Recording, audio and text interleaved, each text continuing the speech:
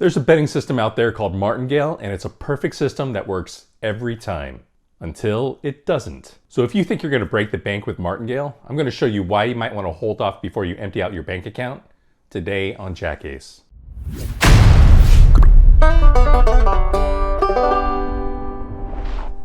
What up, donkeys? JackAce here with JackAce.com, where we talk about my three favorite topics: gambling, crypto, and STEM.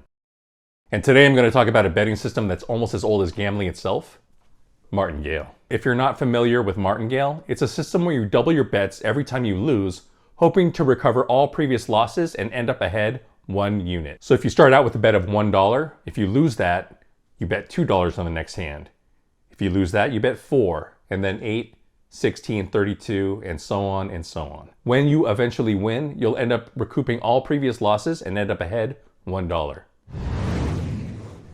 Before I show you the flaws of the Martingale system, I'd like to show you one of my favorite illustrations from one of my favorite artists, MC Escher. And no, MC Escher isn't the resident DJ headlining the marquee at the Cosmo. He's an artist that focused his talents on bringing together math, geometry, and art. Escher was a master of optical illusions, and his illustrations often contain paradoxes of impossible situations, like a never-ending waterfall that feeds into itself, or men simultaneously walking up and down the same staircase only to end up right where they began. But one of my favorite examples of his work is an underrated piece called Print Gallery. In this piece, you see a man in an art gallery admiring a painting on the wall.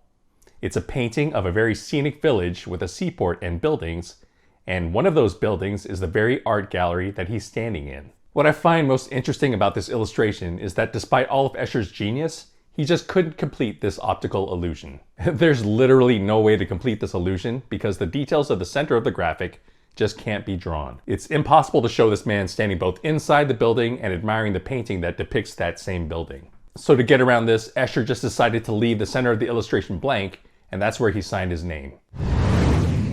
And right about now, you're probably asking, what the F does this have to do with gambling and Martingale? Well, whenever someone seriously brings up Martingale, I always ask the same questions. What do you do when you hit the table limits? What happens when you have a bad streak and eventually run out of money? If you're playing blackjack, what happens if you need to split or double down? And most importantly, will you have the balls to make that gigantic bet in order to win 1 unit? When you start poking holes in someone's Martingale strategy, it becomes instantly apparent that they haven't spent any real amount of time thinking about the reality of the scheme. And the people who don't see the flaws in Martingale are just like MC Escher when he started working on this illustration. They've tried to come up with a system for overcoming the house advantage by making a series of negative expectation bets. And overcoming a negative EV situation by making bigger negative expectation bets is an impossibility. The biggest hurdle in convincing people that they're wrong about Martingale is that it actually works most of the time. It's true that you will walk away a winner most of the time with Martingale. And if you have a large enough bankroll, you can nearly guarantee a winning result once you start a string of bets. The problem is that when the nearly impossible string of losses occurs, it's going to completely wipe you out in your attempt to win 1 unit. And inevitably, the impossible string of losses will occur, and you'll be blindsided with a devastating loss, even though I'm telling you right now that this will happen. The first mistake that people make is picking the wrong game. Why on earth would you pick roulette or blackjack as your game of choice for Martingale? I see people talking about Martingale on blackjack and roulette forums all the time. Whenever I ask a Martingale fan what they do if they got a pair of 8s versus a dealer 10, they always stammer something like, just treat it like a 16 and hit. And it's a dead giveaway that they haven't put any thought into their strategy. 00 roulette has a horrible house edge of 5.26%. And blackjack's edge skyrockets when you remove the player's ability to double down or split. It's stupid to pick these games if you're attempting to beat the house. You're just increasing your chances of going broke. If you're insistent on martingaling, at least bet the don't pass in craps and enjoy a smaller house edge of 1.36%, or bet player in baccarat where the house edge is only 1.24%. Another question to ask a Martingaler is what their starting bankroll is. If they've done even a tiny sliver of research, they'd pick a value that's an exponential multiple of their starting bet minus that amount. So if their starting unit is $10, an appropriate starting bankroll might be 10,230, which is 10 times 2 to the 10th power minus 10. This bankroll would be able to initially shoot 10 bullets before running out of ammo.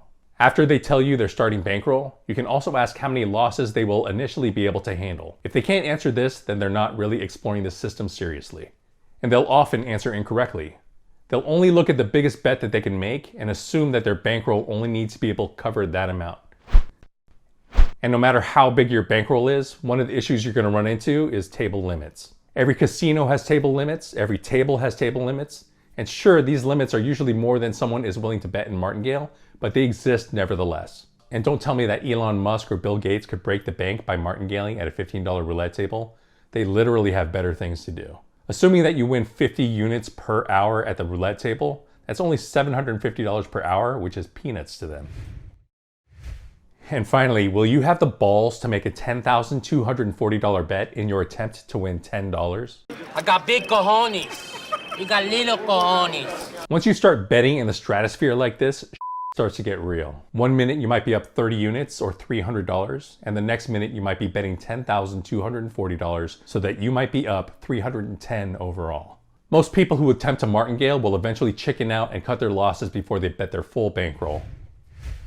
Now, I really don't have a problem with people using martingale. Like I said, it's a good way to usually win a small amount and increase your odds of walking away a winner. But too many people interpret that to mean it's a winning system, and it's not. You're gonna lose very seldomly, but when you do lose, it's gonna be devastating. And over time, you'll eventually be down the house edge multiplied by the total amount that you've bet. So just understand that martingale isn't this holy grail that you discovered while sitting on the toilet. So I hope you enjoyed this lesson. If you did, remember to like and subscribe. Let me know in the comments if you've ever had your cornhole ripped out by a martingale loss. Always gamble responsibly, and peace out, donkeys.